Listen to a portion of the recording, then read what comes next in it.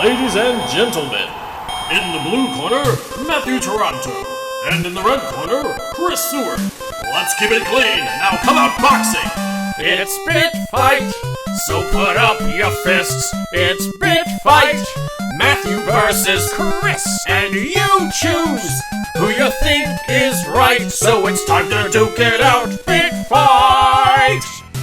Hey, and welcome to BitFight, everyone, where Chris and I duke it out on a specific topic. So the rules are very simple. We're going to each have 2 minutes to describe our case, and then we each have 30 seconds to reply to the other guy's case, and you, the listeners, get to choose who won the BitFight. And you have to choose one of us. You know, you can't just be like, oh, you guys are both great. You know, I don't want to hear that. I don't want to hear it today. Today's got to be one of us. All right, so today's topic is PC versus consoles, and Chris will be advocating for the PC. Let's be real, consoles are basically small, limited, weak computers. Anything you can do with a console, you can do with a PC. You can hook up a PC to a TV, you can plug in a controller, play just about any game out there, and wait, which controller you ask? Every controller! Which game? Just about every game! There's no limits when it comes to PCs. Speaking of games, there's more than 11,000 games on Steam, plus all the ones on Origin, GOG, and all the other services. And that's, like I said, that's not just classic PC games, that's also classic console games too. Like, every Sega game is on Steam. So if you missed a bunch of Sega games on the Genesis, which I know you did, you could go play them on your computer. And every Final Fantasy game too. And especially when you're talking about modern consoles, you know, the PS4 and the Xbox, well, pretty much all their new games are on the computer. So why buy one of those, which is just a weaker, smaller, crummier version of a computer? Sometimes consoles advertise that we're backwards compatible. We can play the games from the last generation. Well, guess what? Computers have been doing that for 20 plus years. So there is no competition in that regard. Another thing, computers are like a tool. You can do so many things with a computer that you just can't do with a console. Consoles are geared for games. That's true, very directly. Well, with a computer, you can draw art, you can produce music, you can create movies, you can program anything. I mean, there's no limits to what you can do with a computer. Anything you can do with a console, you can do better with a computer. There's an open door for indie development. With just a few people, you know, in someone's basement, you can make a game. All the modding and customization of games that you can't do on consoles. You can take your favorite game, you can mod it, you can change things about it, you can reinvigorate your experience endlessly. Also, games can't get lost or break.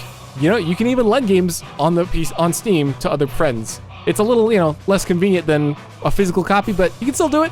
So I know you're probably gonna say, hey, computers are really expensive, and they're not as, I don't know, I feel nostalgia for my consoles. But you know what? That's just a bunch of puppy dog tails and rainbows. That's the fact of the matter is, computers are the best way to play games. All right, I'm feeling that hit. Feeling that hit pretty hard, Chris. But you know, I run on puppy dog tails and rainbows, so. Every PC game is the absolute worst, especially Tadpole Treble. Actually, no, my problem with PCs starts with the PC itself. It's this big blocky thing, it sits at your desk, and you gotta sit at a chair to play, and it feels like work. I feel like I'm at work when I'm at home, and it's supposed to be relaxing. So you can game on the couch, you know, with a PC, but you have to hook it up to the TV, and I don't know how to do that. With a console, I can just put it where it goes, I can play in my big squishy chair, and I can enjoy myself.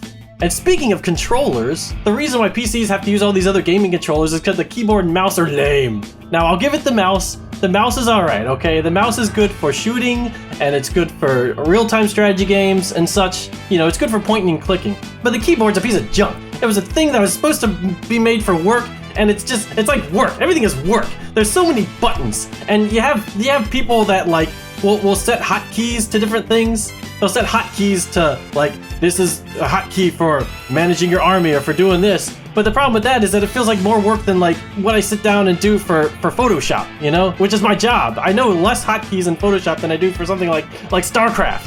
Consoles have kind of this problem, which I'll get to another time. Too many buttons, it bugs me.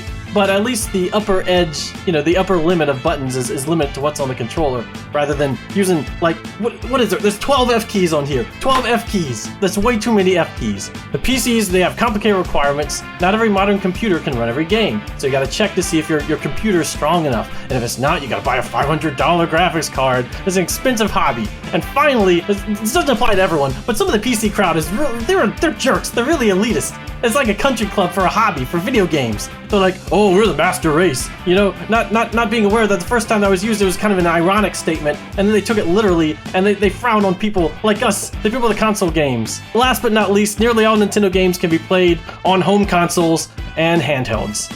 Oh, and smartphones too, I guess. That is a vigorous defense, I'll say. But, you know, there's a couple parts where I'm gonna have to disagree with you. If you get a computer specifically for games and hook it up to the TV, you can use it almost exactly like you would use a console. Yeah, keyboards kind of suck, but they are good for complicated games. Mice are great, and the combination is the best way to play any first-person shooter or strategy game. Compatibility is actually really easy these days. Most games have a wide range of settings, so even a weaker computer can still play most of your games. And PC Master Race stuff is more benign and more friendly than the console wars that we grew up in, so it really is not something that concerns me. The problem with some of your arguments for the PCs is just kind of an argument in favor of digital games, which most consoles are gradually adopting. I'll admit there's some positive elements about digital games. The main problem I'm having is a lot of these quality of life things. You can play a lot of games, but the gaming experience just isn't as good whenever you're sitting there in your desk. Or if you like hook everything up, then you have it's just too much work to do something simple. Like it's just so counterintuitive. I just don't know what to do with it. So that's my response. All right, so that's our bit fight. We got a little heated there. So go ahead and leave your response in the comments section, and then the loser can be taunted mercilessly by the winner in a future podcast. Wait a minute, but our audience is probably all Nintendo fans. I just thought of that. Yeah, I know. Look, I didn't make up the rules. Well, I guess I kind of did make up the rules. I kind of made up all the rules. Well, you picked your side, and now you gotta lay in it or make it, or what is it? You made your bed. Now get off the pot. All right, guys. Well, thanks for tuning in for this new segment. We hope to have many more vigorous spats in the future. Mm-hmm. Yeah. Until next time, have a happy Thanksgiving, and we'll see you around. See ya. Good job, son. Good job.